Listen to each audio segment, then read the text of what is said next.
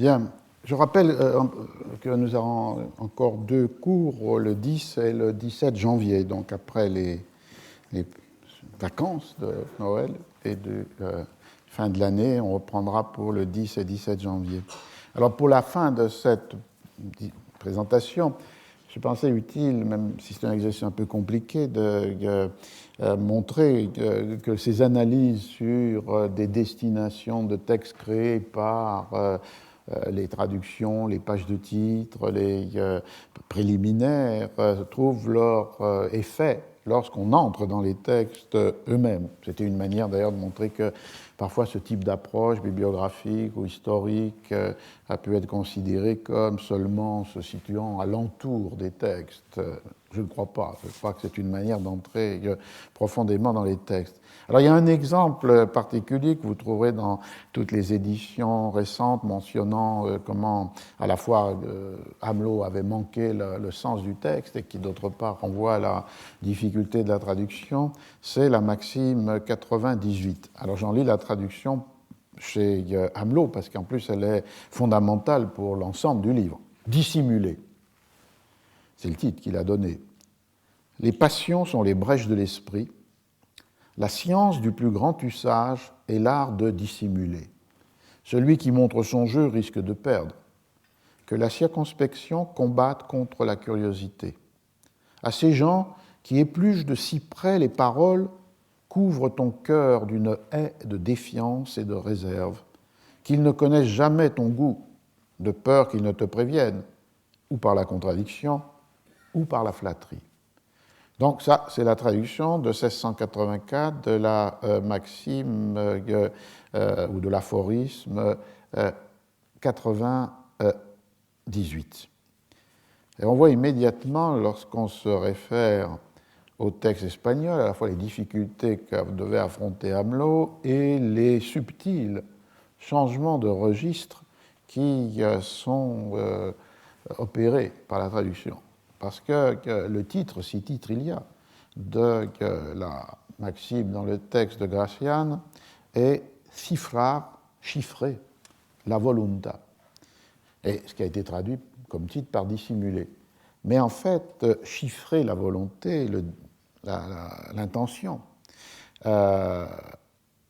est masquer sa volonté, était important dans la mesure où il y a là la métaphore de l'écriture qui est employée systématiquement dans le texte de Gracian. Parce que si vous vous référez, comme je crois on doit le faire lorsqu'on est face à un texte du siècle d'or, pour éviter non seulement les écarts de sens par la traduction, mais même les écarts de sens qui sont produits par l'espagnol d'aujourd'hui par rapport à la langue du siècle d'or, on voit que Covarrubias, le dictionnaire 1611, définit le cifra, le chiffre, comme une écriture énigmatique qui utilise des caractères étrangers ou bien que les nôtres, mais avec des valeurs et des lieux intervertis. Donc le chiffre, c'est cette écriture secrète, stéganographie, on dira au XVIIe siècle français, qui utilisant soit un code, soit que les caractères de l'alphabet, mais en leur attribuant des valeurs et des places différentes, se donne à la fois comme une écriture cachée, mais que celui qui sait peut déchiffrer. Et donc, du coup, que l'ensemble de cette aphorisme 98 était placé dans ce registre qu'on retrouve dans beaucoup d'autres aphorismes, c'est-à-dire que les comportements sont comme des écritures. Il y a une homologie entre les conduites et l'écrit, soit parce que les comportements sont déchiffrables comme serait l'écriture ordinaire, soit parce qu'ils sont codés, comme l'est l'écriture en chiffres. Et du coup, la traduction de Hamelot a perdu cette métaphore qui est la métaphore scripturaire qui régit l'identité entre les différents types d'écriture, ouvertes à tous ou réservées à ceux qui connaissent le code et les comportements et conduites qui doivent se régler sur cette seconde définition. Ensuite, la phrase « la science du plus grand usage est l'art de dissimuler ». Et avant, les passions sont les brèches de l'esprit. Alors, immédiatement, on est confronté à deux difficultés. La première, c'est que pour Gracian, le texte les passions sont les ouvertures, los portillos del ánimo, donc ánimo traduit par esprit, par Hamelot de Lausset, alors qu'évidemment, animo a un double sens. Il peut être le sens, effectivement, de l'esprit, de l'entendement, mais c'est aussi au sens de l'âme. Et ici, là, ce qui est introduit, qui dépasserait peut-être la possibilité de discussion ici, c'est là la question du rapport entre l'âme et l'esprit dans des conceptions chrétiennes ou cartésiennes de cette relation. Mais que Hamelot ramène à esprit, science, le registre qui est soit celui de l'âme, animo, chez Gracian, et surtout, la phrase suivante, c'est le savoir le plus pratique, el más práctico saber, consiste à dissimuler.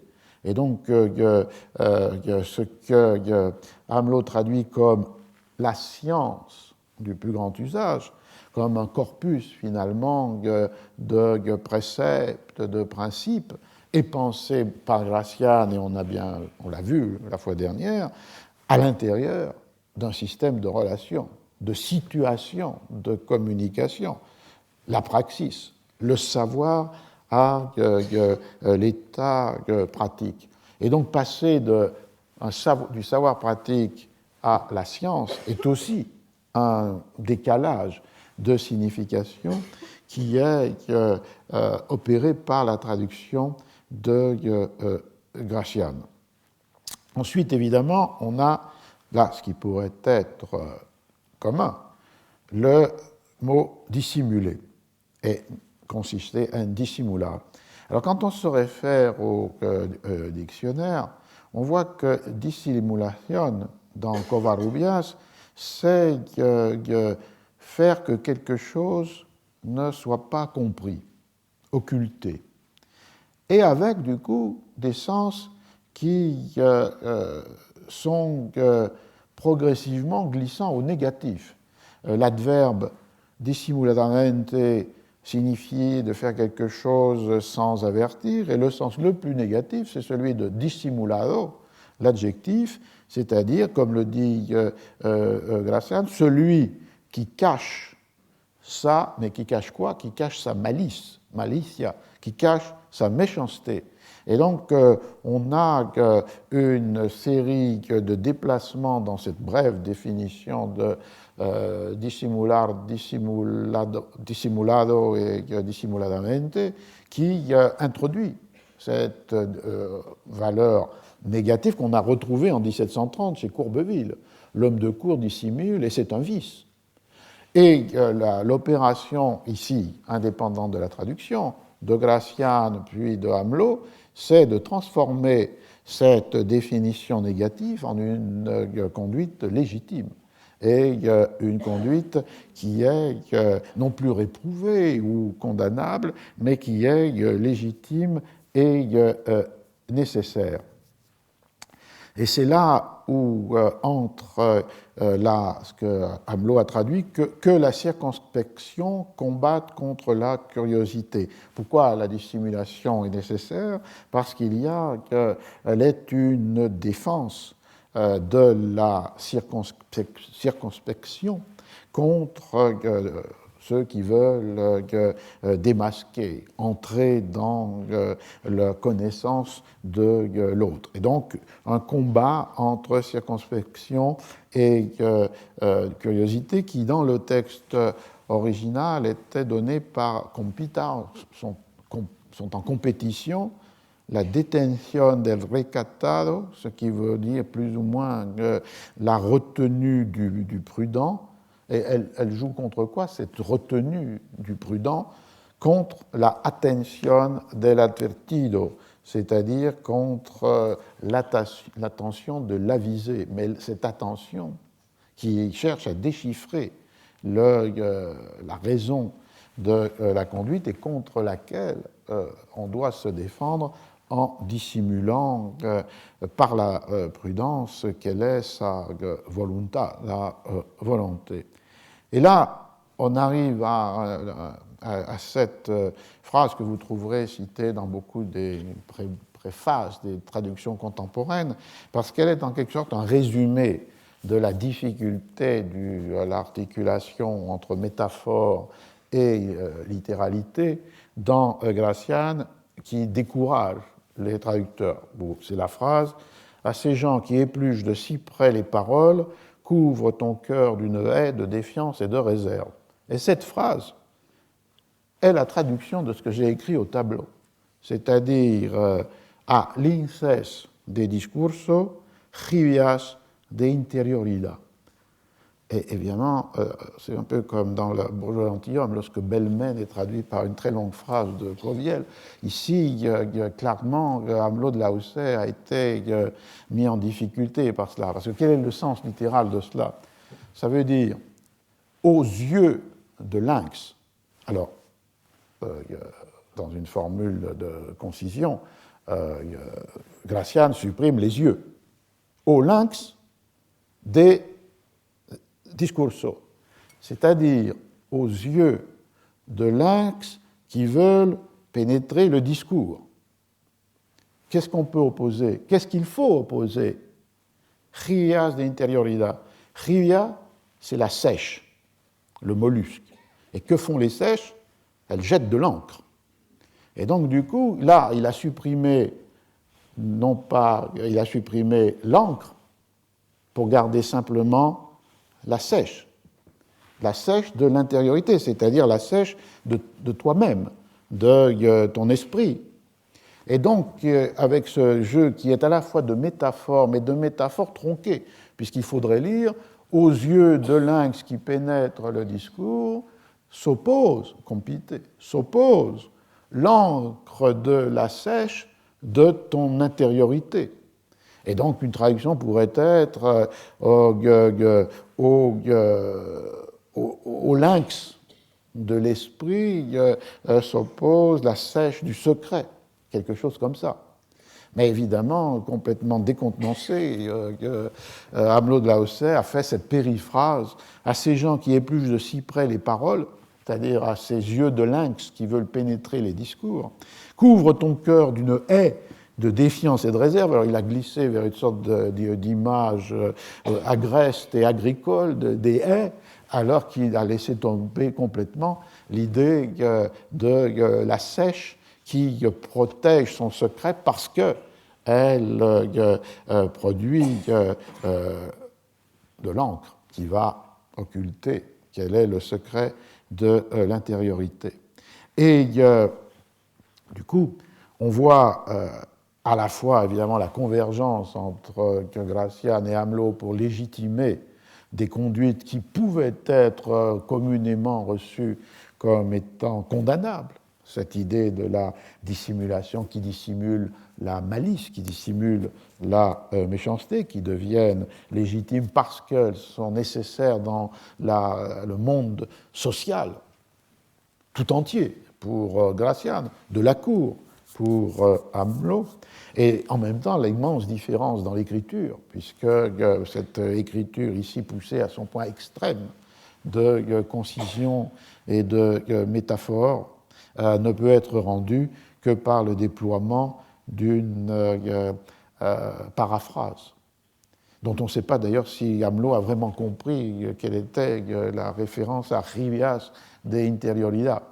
Alors, comme je vous l'avais dit, il y a une nouvelle traduction qui a été faite par Benito Pellegrin, qui est publiée récemment dans les Essais, et qui essaye C'est une entreprise assez curieuse, parce que d'un côté, il recompose l'ordre des maximes, disant que finalement, elles n'étaient pas inscrites de toute éternité, donc comme si elles pouvaient s'organiser dans la logique d'un traité. C'est un peu une opération parallèle à celle qui avait été faite pour Pascal, considérant que les pensées étaient des fragments détachés de ce que Pascal avait pensé comme un discours. Et en même temps, donc, une grande liberté par rapport à toute la tradition textuelle de l'oraculo manual dont j'ai parlé. Et en même temps, un respect qui veut être au plus près de la traduction de cet espagnol. Et alors là, il choisit à œil de lynx, sépia et demi, ce qui est un peu douteux, mais enfin qui réintroduit la sépia, c'est-à-dire ce qui est l'équivalent latin de la sèche. En même temps, il aurait la traduction littérale qui aurait peut-être pu être meilleure, c'était au lynx de l'esprit, sèche, l'animal de dissimulation, qui est un peu plus juste, même si toutes ces traductions perdent l'idée de interioridad, c'est-à-dire du secret intérieur, de la défense de l'individu, du moi. C'est difficile de cerner qu'est-ce qui pouvait être derrière le terme comme intériorité, sans tomber dans un anachronisme psychologisant du XIXe ou du XXe siècle. Et alors là, la conclusion, c'est évidemment que ici, à peu près rendu, qu'il ne connaisse jamais ton goût, l'autre, ou bien de façon à ce que, dans une situation de communication, il puisse le prévenir, le comprendre et donc le manipuler, soit parce qu'il va porter la contradiction qui va faire sortir l'individu de sa réserve, soit parce que par la flatterie, il va l'endormir. Donc c'est cette idée reprise par Elias, c'était au tout début de ce cours, l'idée que les comportements ne sont pas l'expression de l'intériorité, mais doivent être comme des machines, soit des machines à découvrir l'autre, soit des machines à se protéger soi-même. Et donc, du coup, ce qui est le goût, qui est la traduction de gusto, qui va pourrait être traduit par inclination, disposition, est dans cette tension d'éviter les pièges où pourrait faire tomber la contradiction et la réaction à la contradiction, ou que la flatterie, ou plutôt la réaction à la flatterie, si l'autre savait quelle est l'inclination qui est la tienne, et c'est donc pour cela qu'il faut la protéger par l'encre de la sèche, qu'il ne connaisse jamais ton goût. J'avais mené une analyse un peu parallèle sur la traduction anglaise de 1685, elle est très décevante, puisque comme finalement ce traducteur traduit Hamelot, et évidemment, il ne revient pas au texte original de Gracian. Ce qui reste quand même, c'est par exemple le choix des termes. Il a choisi pour esprit mind, bon, et il a choisi pour science knowledge, et il a choisi pour goût disposition, qui était sans doute plus proche de cette idée des inclinations, de la disposition, on dirait de la disposition de l'habitus dans un langage sociologique contemporain. Mais enfin voilà, un premier exemple sur cette maxime 98 où l'on est confronté immédiatement avec tous les problèmes que pose la traduction, et en particulier tous les problèmes que pose la traduction de Gracian. Je vais prendre dans le temps qui reste d'autres exemples pour montrer ces glissements de signification. Par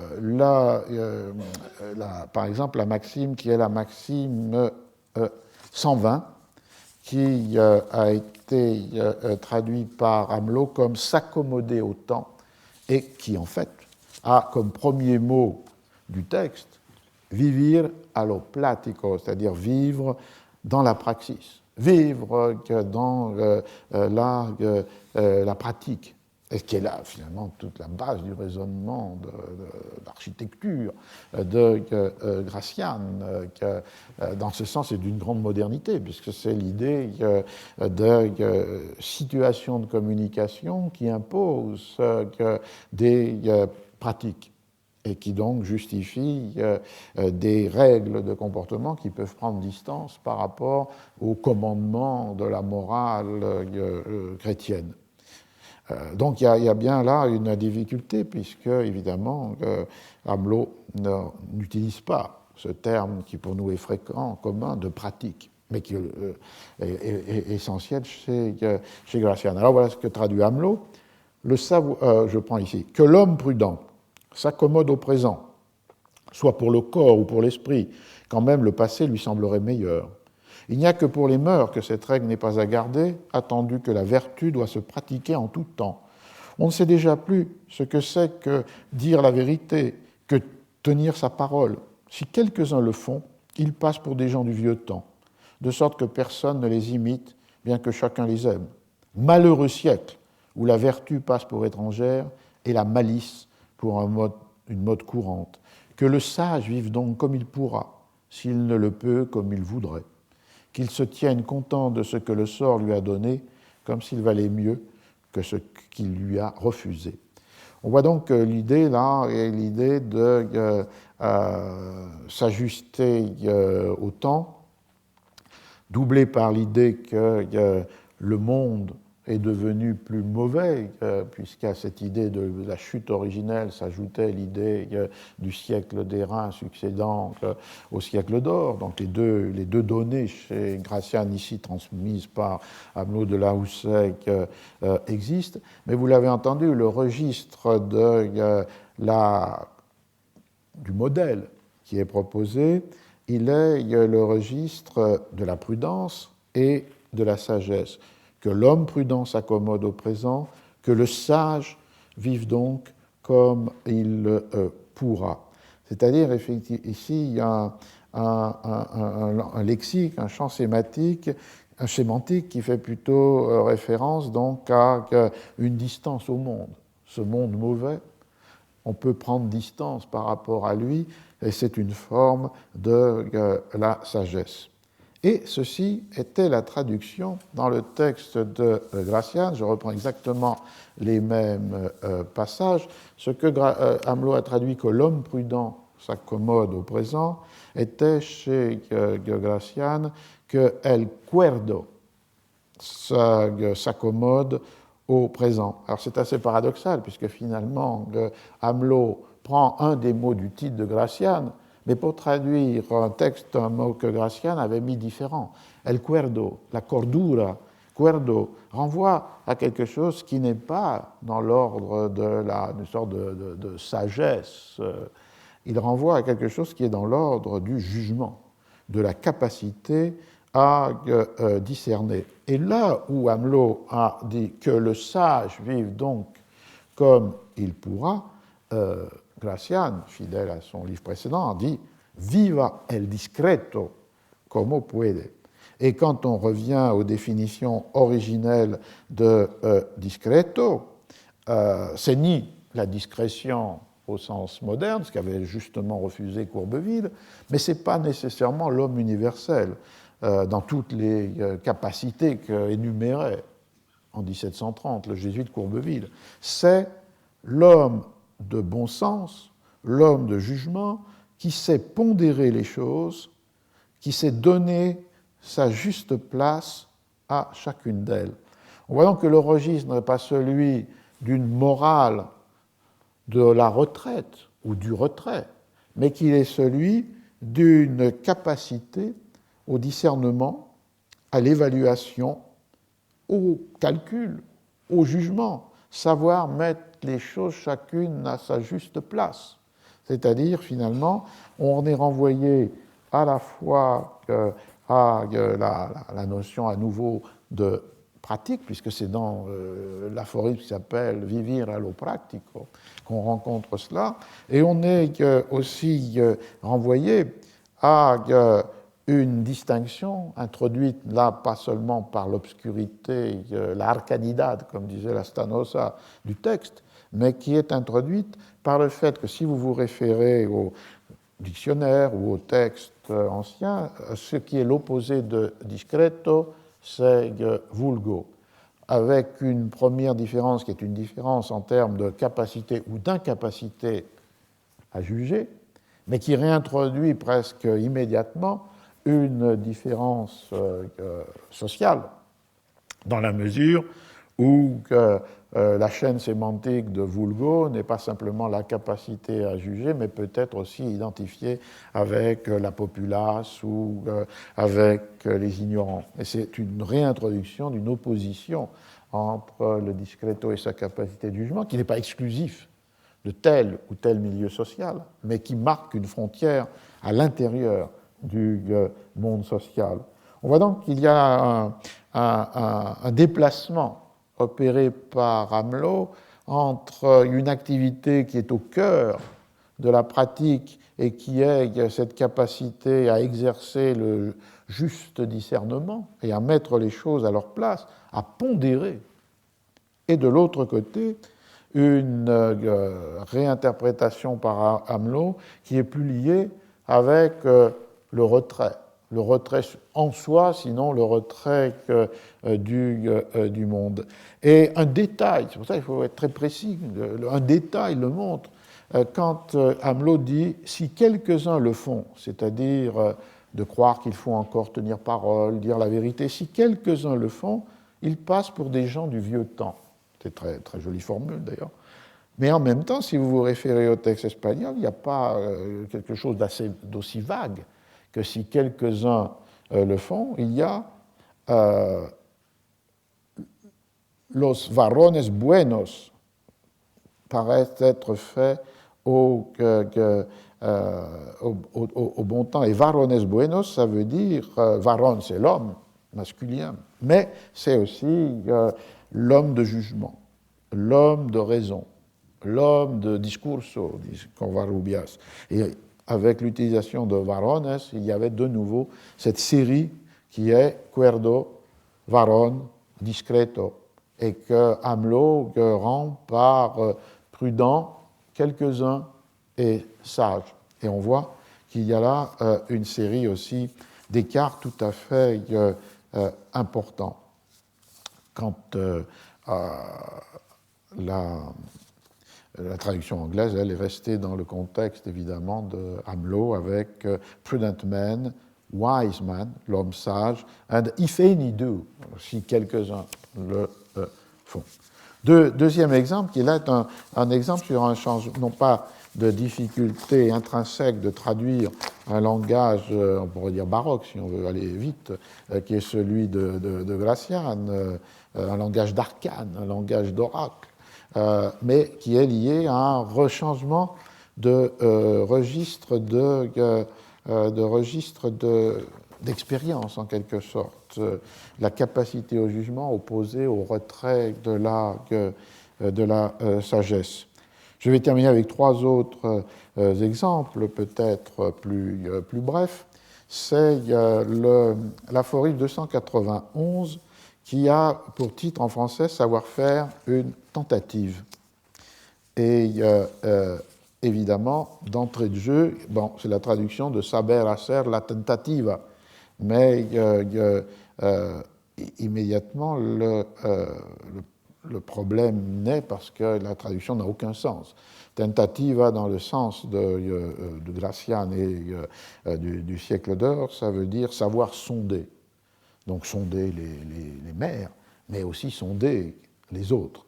Donc faire la tentative ne porte aucun sens finalement. La vraie traduction, et c'est celle qu'a repris donc Pellegrin, savoir sonder. Parce que, et alors du coup, le texte de Amelot est le suivant, que l'adresse de l'homme judicieux contrepèse la retenue de l'homme fin. Il faut un grand jugement pour mesurer celui d'autrui. Il vaut bien mieux connaître le caractère des esprits que la vertu des herbes et des pierres. C'est là un des plus grands secrets de la vie. L'on connaît les métaux au son et les personnes au parler.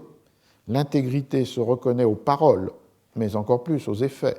C'est ici qu'il est besoin de beaucoup de pénétration, circonspection et précaution. Et le point intéressant ici, c'est que Amelot a suivi le registre du jugement et pas celui de la sagesse, et il a traduit littéralement et adéquatement que la atención del juicioso, grand juicio, et donc il suit cet élément. Là, en revanche, ce qui est le plus complexe, c'est la dernière phrase. c'est-à-dire pénétration, circonspection et précaution, parce qu'elle correspond à 4 expressions de Gracian, et donc il en laisse tomber une, puisqu'il ne traduit que par 3 mots.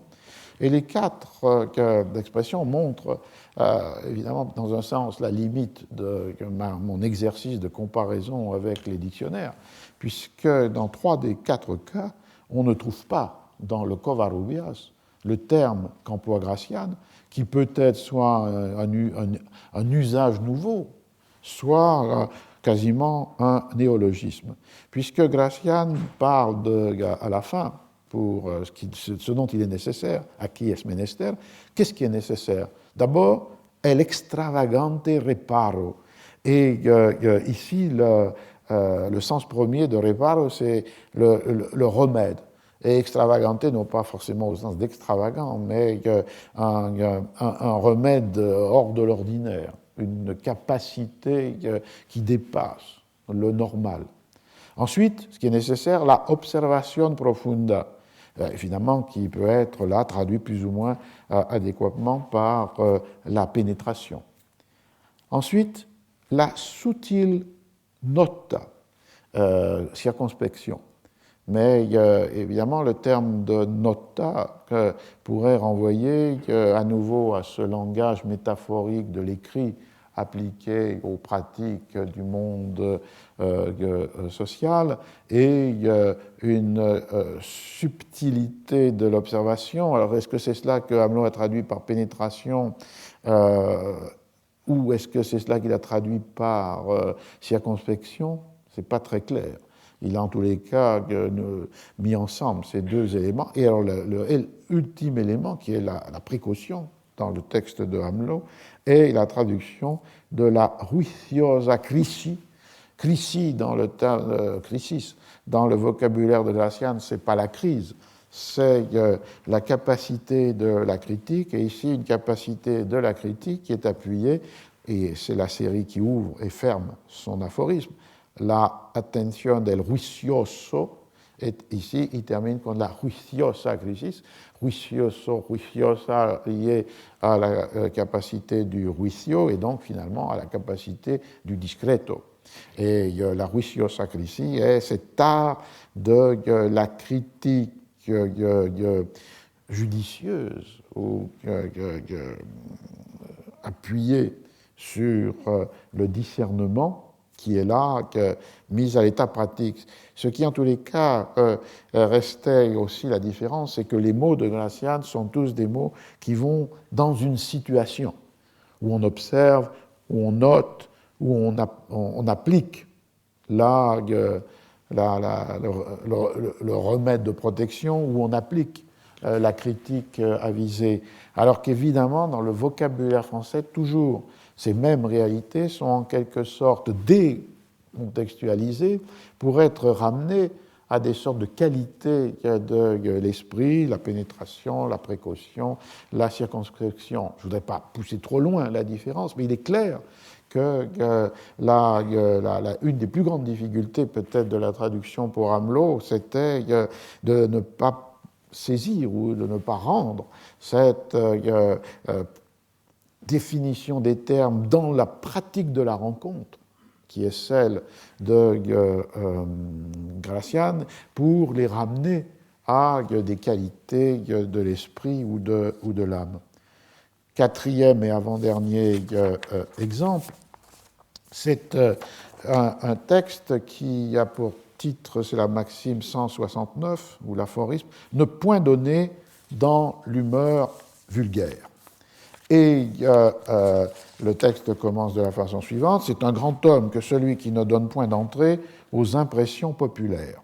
C'est une leçon de prudence de réfléchir sur soi-même, de connaître son propre penchant et de le prévenir, et d'aller même à l'autre extrémité, pour trouver l'équilibre de la raison entre la nature et l'art. La connaissance de soi-même est le commencement de l'amendement. Il y a des monstres d'impertinence qui sont tantôt d'une humeur, tantôt d'une autre, et qui changent de sentiment comme d'humeur. Ils s'engagent à des choses toutes contraires, se laissant toujours entraîner à l'impétuosité de ce débordement civil qui ne corrompt pas seulement la volonté, mais encore la connaissance et le jugement. » Il y a donc ici le renvoi à cette question de se connaître soi-même et donc de connaître son inclination pour la dissimuler, et de l'autre côté, à partir de cette connaissance de soi-même, de composer une attitude qui doit empêcher à la fois de se montrer dans sa disposition et d'autre part, comme conséquence, de donner prise sur soi à l'autre. Ça, c'est l'architecture du texte, ne point donné dans l'humeur vulgaire. Et effectivement, Amelot, ici, a assez bien suivi le texte de Gracian qui explique que se bien connaître, c'est connaître ses propres dispositions et éventuellement, pour se corriger, affecter une disposition ou s'entraîner à avoir une disposition commune, au contraire. Ce qu'il appelle trouver entre el natural et l'arte, entre ce que l'on est et puis cette composition de soi, el fiel de la syndéresis. Très belle expression, mais la syndéresis, c'est à nouveau le jugement droit, la capacité à penser avec lucidité. Et fiel, c'était le fléau de la balance, donc que la balance soit exactement bien équilibrée entre le naturel que l'on a et, en le connaissant, l'art que l'on prend pour le contrôler et pour l'occulter. Donc là, les éléments ont été traduits. Ce qui était plus problématique, c'était évidemment la fin de cet aphorisme dans l'idée de la impétuosité du débordement civil. Débordement civil était sans doute une de ces formules que le jésuite Courbeville trouvait un peu obscure pour les lecteurs, et c'était la traduction de la destemplenza civile, ce qui renvoyait évidemment à cette civile dans le monde. Mais ce qui était perdu dans la traduction, c'est que destemplenza a le sens un sens qui est en rapport avec l'harmonie, avec l'accord. Et dans la langue, destemplar, ça voulait dire perdre l'harmonie de la raison, mais ça voulait dire aussi une harmonie désaccordée pour les cordes ou les voix des instruments. Et donc, cette impétuosité est pensée à travers Destemplanza par Gracian comme la perte de l'accord, mais d'un accord d'harmonie musicale. Et évidemment, l'impétuosité de ce débordement civil amenait peut-être une autre image, l'impétuosité des fleuves qui débordent leurs rives et leurs berges. Une difficulté, on le voit, de rentrer dans les résonances que peuvent avoir des mots dans une langue et que la traduction ne peut que perdre. En revanche, il y a un véritable contresens, c'est la première phrase, c'est un grand homme que celui qui ne donne point d'André aux impressions populaires, parce que l'expression c'est peregrinas impressiones, et peregrinas ne veut pas dire populaire, mais veut dire étrangère, extérieure. Cela voulait dire, on revient à l'encre de la sèche et aux yeux de lynx du discours, cela voulait dire de ne pas se laisser pénétrer par quelque chose qui vient de l'extérieur, c'est-à-dire par exemple par le regard ou le jugement de l'autre, mais de composer son attitude entre le naturel qui peut être dangereux et l'art qui doit le contrôler, de façon à ce qu'on ne tombe jamais dans l'impétuosité ou la destemplenza, c'est-à-dire de se rendre vulnérable par une attitude qui va ouvrir à l'autre et qui va aussi détruire votre propre jugement.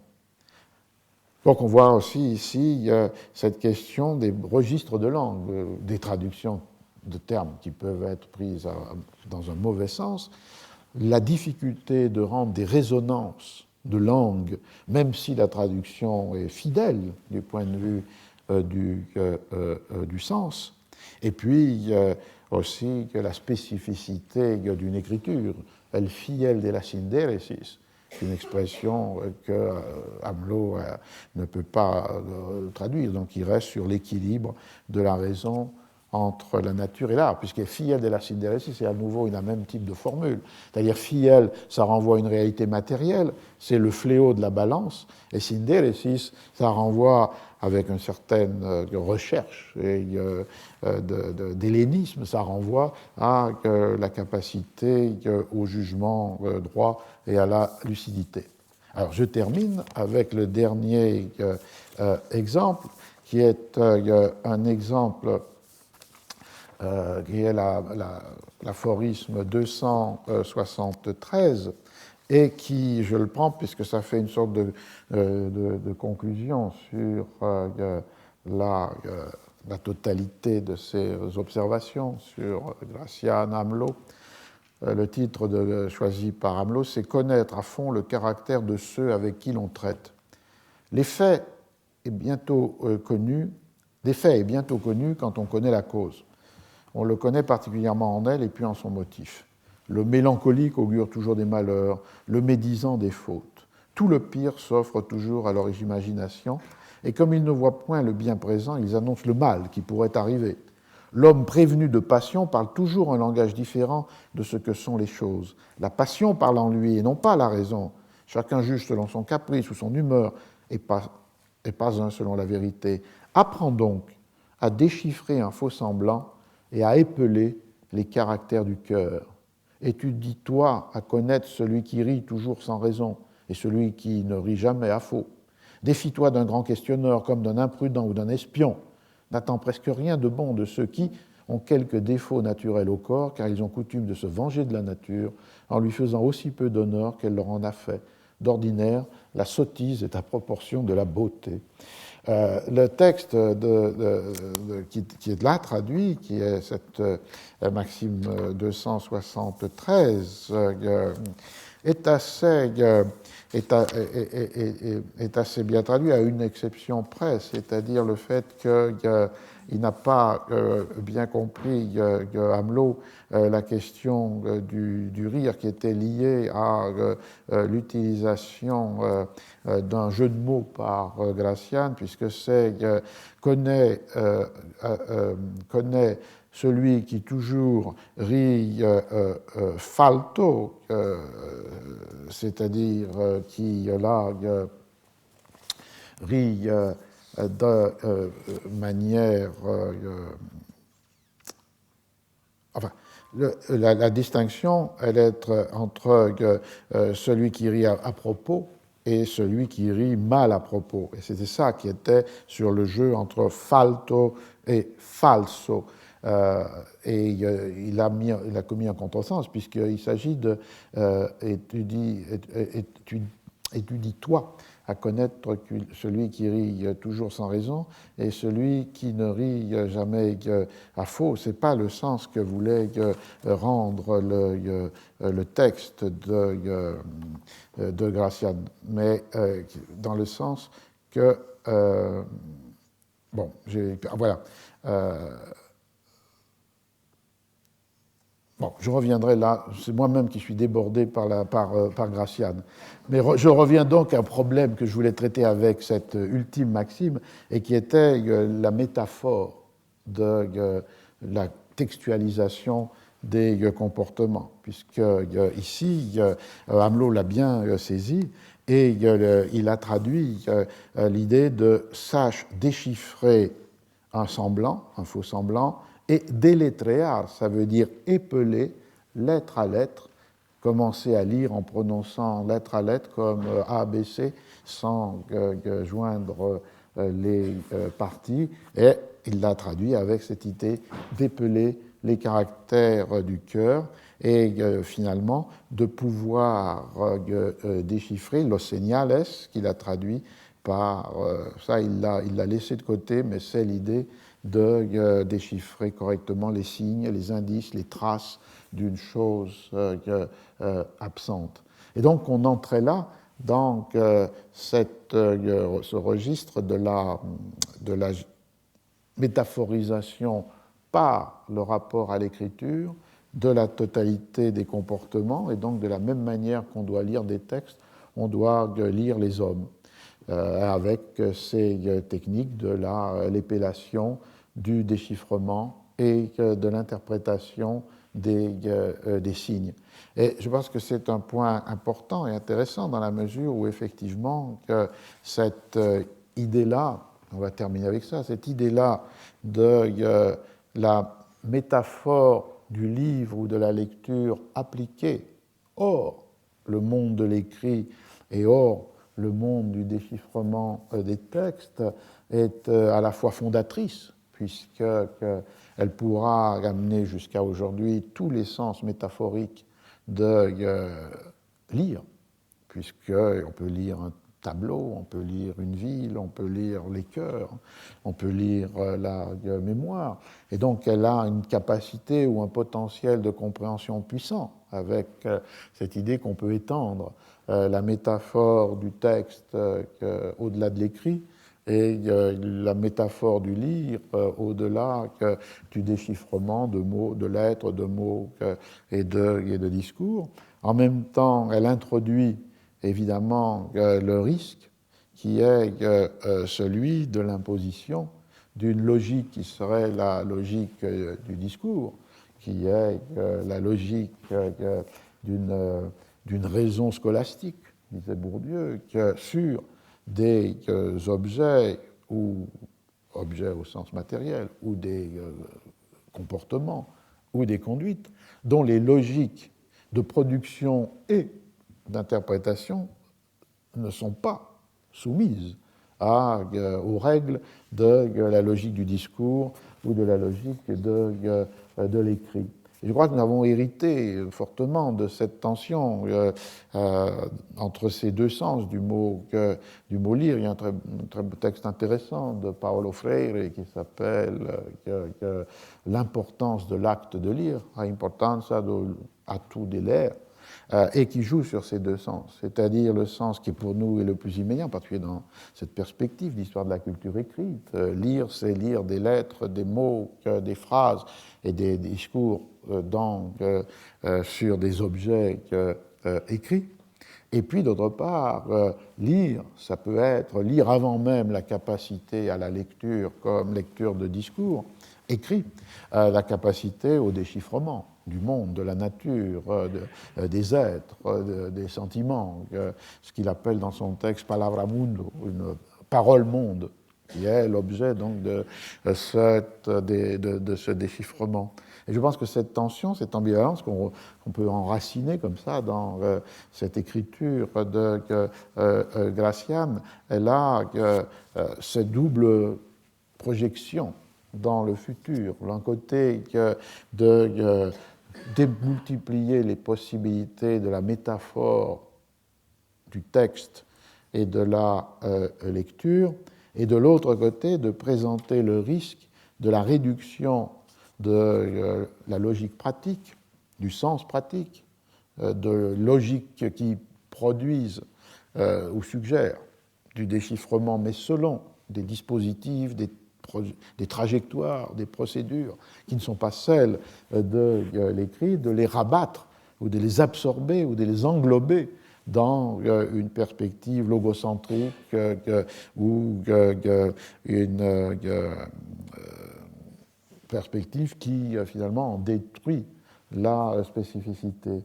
Je crois que c'est un élément de réflexion qui est donné par le texte de Gracián, assez curieusement et de manière inattendue, mais qui en même temps peut porter au-delà de l'analyse détaillée que j'ai essayé de faire, peut porter évidemment une leçon de plus grande ampleur.